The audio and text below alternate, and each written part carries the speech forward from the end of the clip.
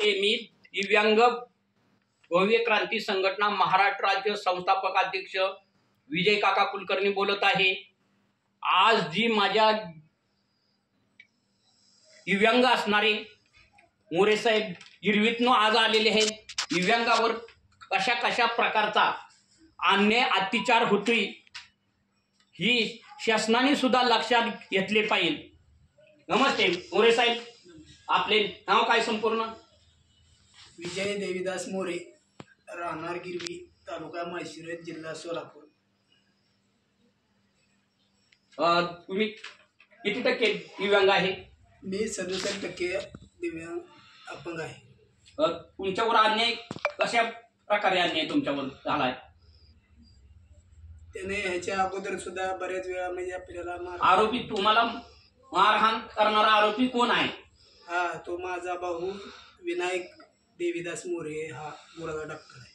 बर, गुराचा डॉक्टर की तुमच्या याला शेजारी राहिलाय का? कुठं आहे तुम्ही राहिला? तुम्ही शेजारी चौकटीला आणि तुमची भांडणं कशी जे आहेत ना? तुमची भांडणं म्हणजे ती गुरं बांधण्यावर झाली।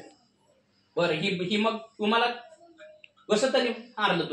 तुम्हाला कशाने मारलं? तुम्हाला बांधताना त्याला सांगितलं, बाबा मी तिथं गुरं बांधत होतो, तिथं बांधून तर त्या ठिकाणी त्यानं सळया अँगल लावून सगळं पॅक केलं। ते म्हणला की माझी गुरं बांधायची, तुम्ही कुठे मी तिकडे झाड खाली बांध। ती गुरं जी बांधत असणारी ती जागा कुणाच्या नावाने आहे? ती जागा हे नाही, ती समायकच आहे। समाई जागेत तुम्ही गुरं बांधत होता, त्याच्यानं तुम्हाला मारहाण केली। तुम्ही दिव्यांग असणाऱ्या गायाला ओढलं का? त्यांनी काय केलं तुम्हाला? त्यानं हात पाठी ती लाथा बुक्यांनी सगळी गळ हाणले।